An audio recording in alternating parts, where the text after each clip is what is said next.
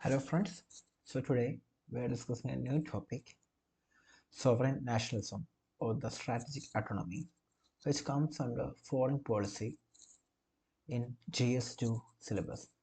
So it's usually aligned with the international relation part, so foreign policy.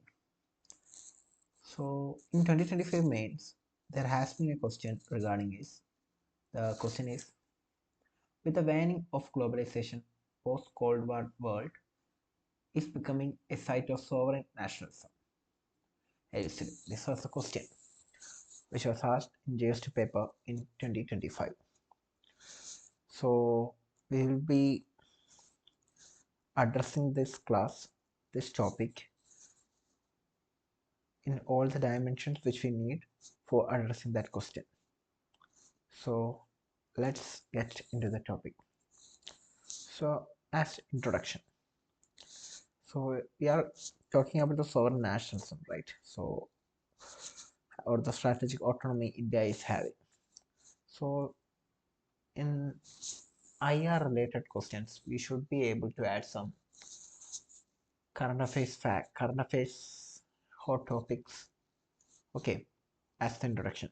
So we can write the recent SEO summit with China and Russia, followed by US President's criticisms and his subsequent reassurance of friendship with Indian Prime Minister, highlights the fragile balance of India's global position. We can shorten it if you want.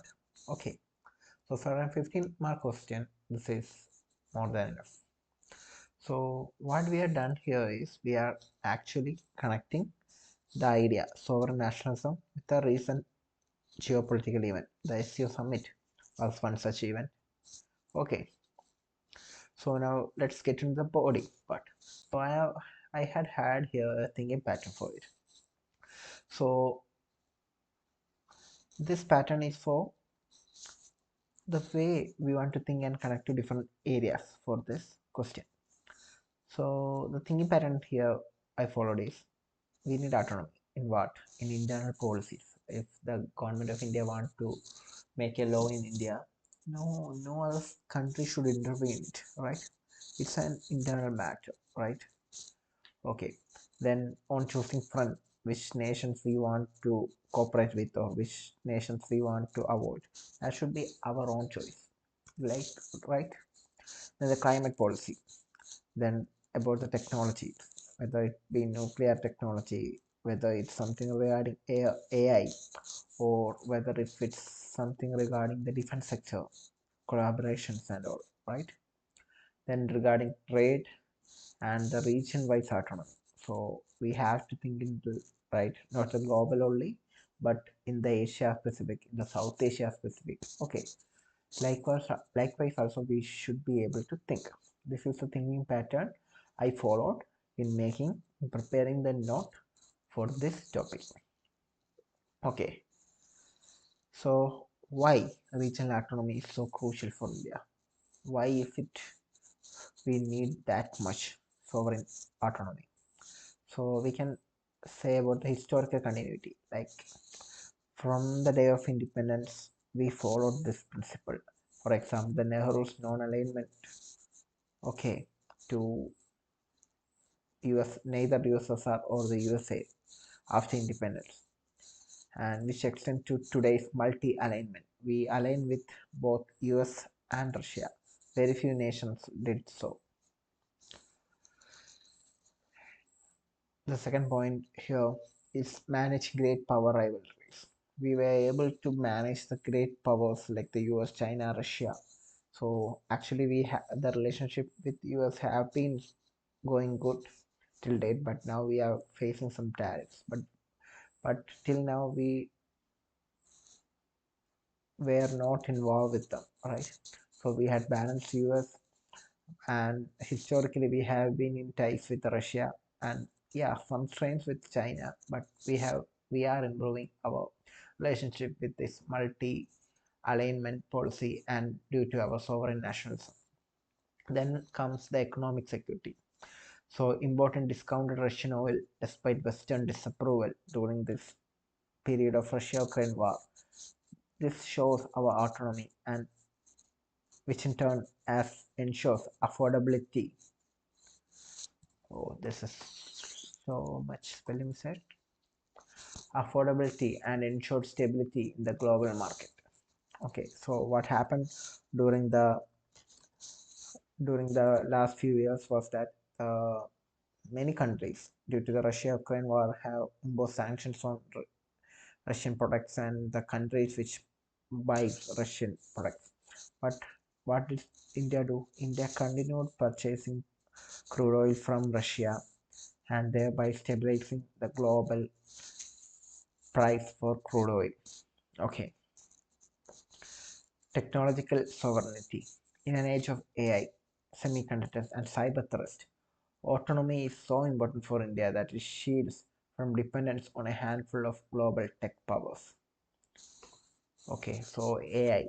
When we say AI, China as well as America is a leading developers, but India has come with its own versions with AI in different sectors, even in the defense sectors. Okay, and through the Make in India initiative, we are promoting manufacturing and production in India. So thereby, we are achieving the technological sovereignty, and then we can ask say about the defense and security wise. Okay, the defense and security wise, we are thinking about the autonomy in these sectors as well. So sharing borders with nuclear rivals like China and Pakistan is so crucial that we have to be autonomous, or what we say, the sovereign nationalism. The next point is the leadership of the global south. So we are now thinking in the region specific point. By championing climate justice and inclusive multilateralism, India projects itself as a credible, independent voice for developing nations. So India is growing and making sure all the other underdeveloped and developing nations are growing together with it. Okay, and resilience in global disruptions. So during the pandemics, we were able to supply the vaccines at low cost, or in some cases at free of cost. And we are heading in major climate policies and climate protocols as well, and we had achieved and had improved our achievements in those respects. Example, in solar power generation. And what are the concerns regarding autonomy or sovereign nationalism of India? So from the recent issues, we can say about the unpredictable US policies, that is, the tariffs and sanctions expose risk of over dependence. Then comes the China's assertiveness, the border tensions, and the maritime intrusions of China. Then the Russia-West divide. So India have close ties with Moscow, but definitely it attracted Western criticism. Then comes the technological dependence. Uh, we are not having a very good manufacturing sector in our country compared to China or US. So we are relying more on the import of chips, AI technology, and telecoms.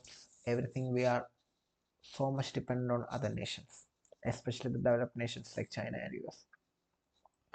And there comes some domestic constraints as well, like the economic slowdowns, defense modernization delays, and institutional weaknesses reduce room for maneuver.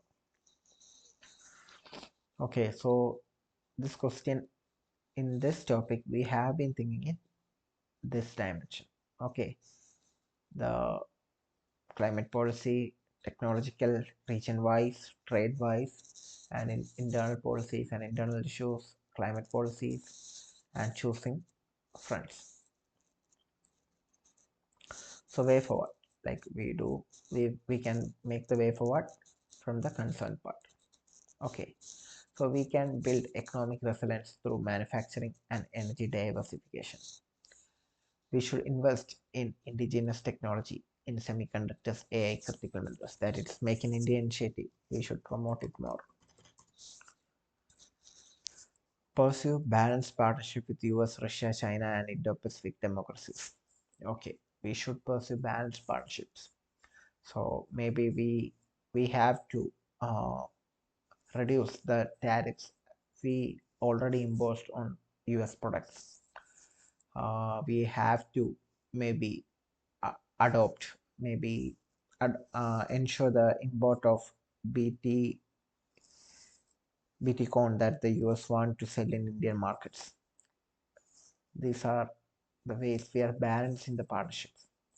Then we should accelerate defense self-reliance while diversifying imports. The DRDO is still doing a great job. We should strengthen regional diplomacy to counter Chinese influence. We should lead global South coalitions on climate finance, which we are already been doing. Develop robust cyber defense and AI governance frameworks.